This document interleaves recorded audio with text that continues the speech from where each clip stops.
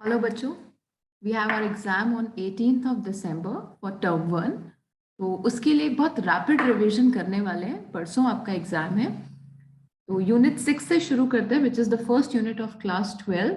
I know पहली chapter नहीं आ रहा है, पर फिर भी उस चैप्टर की कुछ बारीकियां हैं जो मैं चाहती हूँ कि आप प्लीज रिवाइज करके जाइएगा। जैसे कि पहला क्वेश्चन यहीं पर छुपा हुआ है, पंचम महेश्वरी के बारे में। He was father of Indian embryology, तो इन पर ये क्वेश्चन बन सकता है, तो ये अच्छा क्वेश्चन है। तो पहला क्वेश्चन हम यहीं पर लॉक करते हैं। फादर ऑफ इंडियन एम्ब्रियोलॉजी कौन है? पंचम महेश्वरी, पी महेश्वरी के नाम से भी आपको कभी कभी ऑप्शन देखने को मिल सकता है। तो ये एक क्वेश्चन हम लॉक करते हैं। दूसरे क्वेश्चंस की तरफ हम चलेंगे।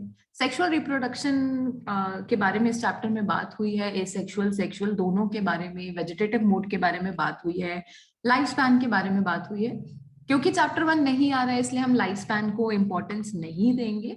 हम इन पार्ट्स को स्किप करते हुए आगे चल रहे हैं। यहाँ पर रिप्रोडक्शन के बारे में कुछ छोटी छोटी इंफॉर्मेशन है जो मैं चाहूंगी कि आप प्लीज नोट कर लीजिए, क्योंकि ultimately this is the base of chapter 2 and 3। So reproduction को एक बायोलॉजिकल प्रोसेस कहा गया है। आप कहोगे कि ये तो बहुत ऑब्वियस सी बात है, तो हमें पता ही है, बट स्टिल कभी कभी एनसीईआरटी की बहुत छोटी चीजें कभी हमारे लिए बड़ी हो जाती हैं जब वो एक एमसीक्यू के फॉर्म में आती हैं। तो आप हर चीज को बहुत बारीकी और ध्यान से पढ़िएगा। तो यहाँ पर एक क्वेश्चन है कि रिप्रोडक्शन जो है वो एक बायोलॉजिकल प्रोसेस है, और रिप्रोडक्शन का एक अल्टीमेटिव मोटिव क्या है कि वो कॉन्टिन्यूटी रखता है स्पीशीज की generation after generation. Also sexual reproduction का काम है इनहेरिटेंस और वेरिएशन में अपना योगदान देना। These are the two major things, very important things that you need to keep in mind.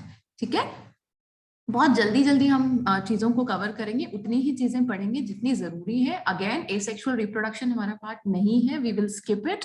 Cell division, इमा, this gonidia, budding, binary fission, सब चीजों को हम यहाँ पर स्किप करते हुए चलेंगे।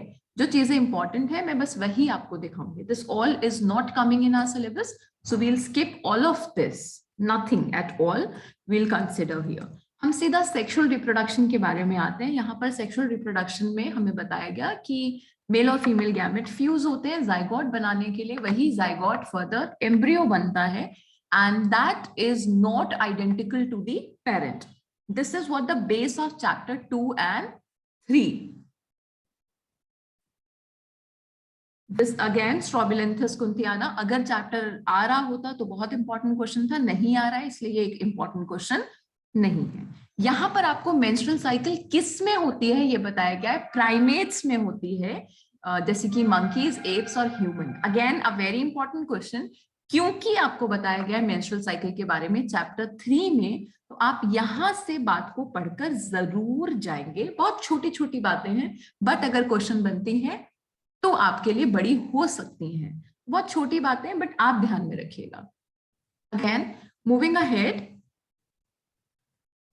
यहाँ पर इवेंट्स इन सेक्सुअल रिप्रोडक्शन के बारे में बात की गई है कि कौन कौन से इवेंट्स होते हैं। पहले गैमेट फॉर्मेशन होगा, फिर गैमेट ट्रांसफर होगा, उसके बाद गैमेट फर्टिलाइज होगा, देन एम्ब्रियोजेनेसिस का प्रोसेस शुरू होता है। प्री फर्टिलाइजेशन, फर्टिलाइजेशन से पहले क्या हुआ? फर्टिलाइजेशन से पहले गैमेट बना और अपनी सही जगह पहुंचा, यानी कि gametogenesis, gamete transfer. Fertilisation is fusion of the gametes, and post fertilisation यानी कि जब फर्टिलाइजेशन हो गया उसके बाद क्या हुआ, उसके बाद जो जाइगोट बना है वो एम्ब्रियोजेनेसिस यानी कि एम्ब्रियो फॉर्मेशन के प्रोसेस में चला जाएगा। These are the events that are involved in sexual reproduction. Things might seem small but they are very important. जैसे कि ये एक क्वेश्चन बहुत इंपॉर्टेंट हो सकता है कि टाइप्स ऑफ गैमेट क्या होते हैं, आइसोगैमेट्स एंड हेट्रोगैमेट्स। आइसोगैमेट मतलब देखने में बिल्कुल एक जैसे, इन्हें होमोगैमेट्स भी कहते हैं। जैसे कि यहाँ क्लेडाफोरा का एग्जांपल दिया हुआ है, और ये पिक्टोरियल इंफॉर्मेशन भी हमें दी हुई है, पिक्चर के फॉर्म में भी एक इंफॉर्मेशन दी हुई है। ये दोनों ही गैमेट्स बिल्कुल एक जैसे हैं, यानी कि होमोगैमेट्स हैं, मॉर्फोलॉजिकली सिमिलर गैमेट्स हैं। आप मेल और फीमेल में डिफरेंशिएट नहीं कर सकते।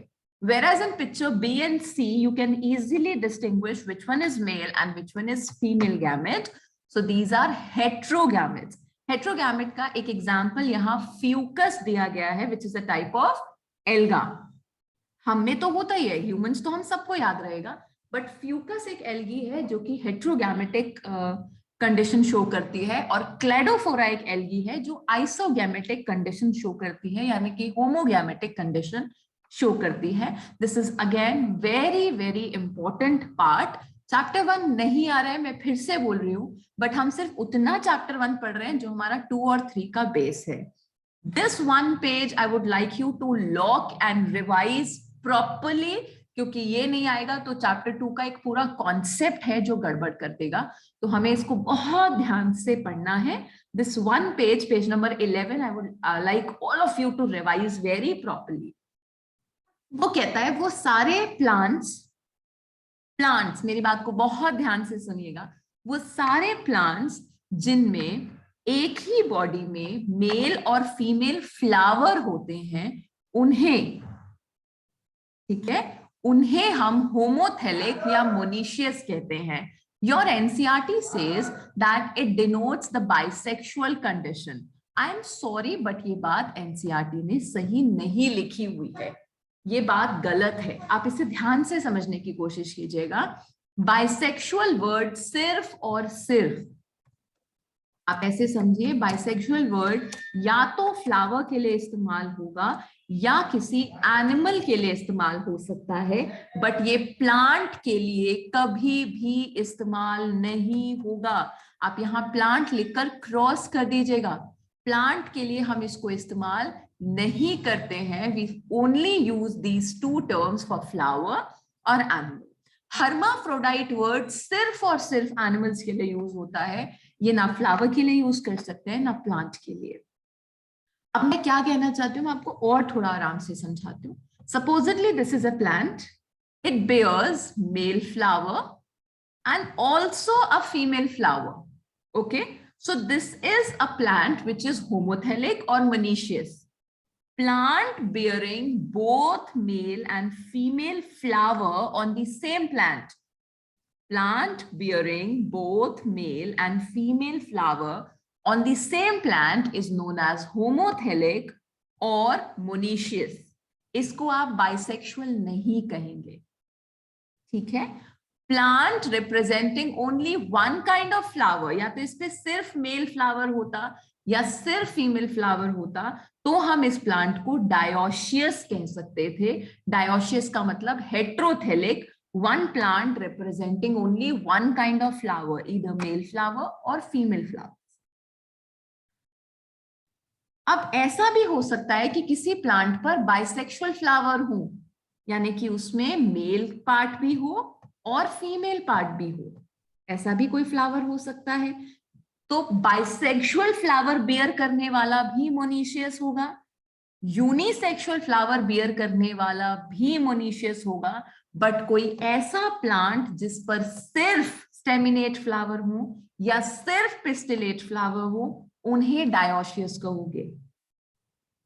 डायोशियस टर्म प्लांट के लिए है, मोनीशियस टर्म प्लांट के लिए है, होमोथेलिक हेट्रोथेलिक वर्ड भी प्लांट के लिए है, जबकि बाइसेक्सुअल और यूनिसेक्सुअल वर्ड्स आप सिर्फ और सिर्फ फ्लावर के लिए यूज करोगे। ऐसा मैं क्यों कह रही हूं, मैं आगे समझा भी दूंगी आपको। अभी आप इस बात को ध्यान रखिएगा कि आप मोनीशियस और बाइसेक्सुअल नहीं बोलेंगे, डायोशियस और यूनिसेक्सुअल नहीं बोलेंगे। यूनिसेक्सुअल फ्लावर होता है, डायोशियस प्लांट होता है, ठीक है। अभी भी कोई कंफ्यूजन लगे तो आप मुझे कमेंट बॉक्स में बता दीजिएगा, I'll help you with that, ठीक है। Examples are very very very very very very important. Cucurbits and coconut are monoecious. Papaya and date palm are dioecious. मैं इसे थोड़ा मजाक में पढ़ा देती हूँ। पपीता पपीती, खजूर खजूरनी। पपीता पपीती यानी कि मेल पपाया प्लांट अलग होता है, फीमेल पपाया प्लांट अलग होता है। फूल दोनों पर आएगा, पर फल केवल, बिल्कुल सही, फीमेल पर आएगा। तो दोनों पर फूल आया, फल फीमेल पर आया, इसका मतलब ये डायोशियस प्लांट है जो कि यूनिसेक्सुअल फ्लावर बेयर करता है। Male plant bear only male flowers, female plant bear only female flowers. Cucurbits और कोकोनट के केस में मोनीशियस कहा गया है, यानी कि एक ही प्लांट में दोनों तरह के फूल थे, ये मेल भी था और इसी पेड़ पर फीमेल भी था। I hope you are getting the difference. This is how we actually change the pollination process as well. Okay, am I clear till here? यहां पर आकर देखो खुद ही बात को चेंज कर देते हैं. Individuals of all species, either male or female, and then they have written it in the bracket that these are unisexual. तो unisexual word आप सिर्फ और सिर्फ फ्लावर के लिए या किसी एनिमल के लिए यूज करोगे, प्लांट के लिए नहीं. हर्माफ्रोडाइट वर्ड भी एनिमल्स के लिए यूज किया जाता है बेसिकली, ये बॉटनी का टर्म ही नहीं है. ये पूरा पैराग्राफ अगेन एग्जांपल्स हैं तो हमारे लिए बहुत इंपॉर्टेंट है कि कॉकरोच यूनिसेक्सुअल है, ठीक है. और यहां पर आपको दे रखा है अर्थवर्म, स्पॉन्ज, टेपवर्म, लीचेस, ये सब बाइसेक्सुअल हैं, ठीक है. तो ये एग्जाम्पल्स बहुत ज्यादा इंपॉर्टेंट है. This entire page is very important to clear the concept of chapter 2 very clearly. तो आप इसको ध्यान से एक बार पढ़ के समझ लीजिएगा, सिर्फ पढ़िएगा नहीं. मूविंग अहेड, हमें एक डायग्रामेटिकली कुछ इंफॉर्मेशन दी हुई है, वो भी बहुत इंपॉर्टेंट है. यह इन्होंने डायग्राम से समझा दिया है. अर्थवर्म जो है वो बाइसेक्सुअल होता है और कॉकरोच जो है वो यूनिसेक्सुअल होता है. यहाँ नीचे इन्होंने लिखा है कि स्वीट पोटैटो भी बाइसेक्सुअल होता है और मार्केंशिया डायोशियस होता है, कारा मोनीशियस होता है. Again these examples are very very important examples. Examples को नजर में जरूर रखिएगा, काफी अच्छे क्वेश्चंस एग्जाम्पल्स पे बनते हैं और कॉन्सेप्ट इनका बिल्कुल आपको क्लियर होना चाहिए. कहीं भी कोई कंफ्यूजन लगे, कोई भी आपको क्लैरिटी चाहिए, मैसेज करिए, मैं आपको आई हेल्प यू. यहां पर आप देख रहे हो मियोसाइट का कॉन्सेप्ट क्लियर किया गया है. Any diploid cell capable of undergoing meiosis to form gametes is known as meiocyte. बिल्कुल क्लियर फंडा है. डिप्लॉइड होना चाहिए, मियोसिस की एबिलिटी होनी चाहिए, ठीक है, उसको मियोसाइट कहते हैं. मियोसाइट गैमेट बनाएगा, मियोसिस करेगा, गैमेट मदर सेल है और हेप्लॉइड गैमेट्स बनाएगा. यानी कि मियोसाइट का जो नंबर होगा क्रोमोसोम का वो अपने गैमेट से डबल होगा, ठीक है. जैसे यहां पर ऑफियोग्लॉसम की बात करी गई है कि ऑफियोग्लॉसम के गैमेट में 630 क्रोमोसोम्स हैं. तो यहां पर यानी कि मियोसाइट में कितने होने चाहिए, जल्दी से कैलकुलेट कर दो. 630 इंटू 2 आसानी से कर लिया, कुछ भी नहीं करना है. The answer is 1260. You all have done this already. तो इसी तरह से आप इस टेबल को कंप्लीट कर लेंगे. अच्छा, बहुत मुश्किल बायो वाले बच्चों को मैथ्स लगती है, बट आपके हिस्से में जो मैथ्स आई है वो बहुत ही आसान है. इट्स सिंपली मल्टीप्लाई बाय 2 और डिवीजन बाय 2. अगर 2n है तो गैमेट का डबल कर दीजिएगा, n है तो मियोसाइट का हाफ कर दीजिएगा. बेसिक सी मैथ्स है, बहुत आसान. मैं एक और कर देती हूँ. यहाँ पर मियोसाइट दे रखा है हमें हाउसफ्लाई का 12, तो गैमेट कितना होगा, उसका हाफ है ना. यहाँ 21 गैमेट है तो मियोसाइट कितना रहा होगा, 42. तो ये बहुत आसान सा टेबल है, आप आसानी से इसको कंप्लीट कर लेंगे. कंफ्यूजन लगे तो पूछ लीजिएगा, कोई ऐसी बात नहीं है. एग्जाम अभी परसों है, अपने पास बहुत समय है, 2 रातें हैं और 2 रातों में तो हम पूरी 2-3 बार रिवीजन कर लेंगे. गैमेट ट्रांसफर की यहाँ बात करी गई है. ये सब्जेक्टिव क्वेश्चन बहुत अच्छा, आपका सब्जेक्टिव क्वेश्चन नहीं है बट स्टेटमेंट टाइप्स क्वेश्चन होते हैं. तो आप स्टेटमेंट टाइप क्वेश्चंस के लिए इसको प्रिपेयर कर लीजिएगा कि गैमेट्स जो हैं, मेल गैमेट्स जो हैं, उन्हें मोटाइल रखा गया है और नंबर में बहुत ज्यादा रखा गया है. तो उन्हें नंबर में ज्यादा क्यों रखा गया है, to compensate the loss during transport. सारे मेल गैमेट सही जगह पहुंच जाएंगे ऐसा तो जरूरी नहीं है. रास्ते में कुछ खराबी भी होगी, कोई सही जगह पर नहीं भी पहुंचेंगे, गड़बड़ भी हो सकती है. तो वो सही जगह पर पहुंच जाएं, इसलिए उनका नंबर ज्यादा रखा गया है. सो दैट कि अगर मतलब लीस्ट प्रोबेबिलिटी भी लगाएं कि 1000 में से 10 भी पहुंचेंगे तो भी हमारा जो प्रोसेस है वो सक्सेसफुल हो जाएगा. इसलिए मेल गैमेट्स को मोटाइल रखा गया है और नंबर में ज्यादा रखा गया है.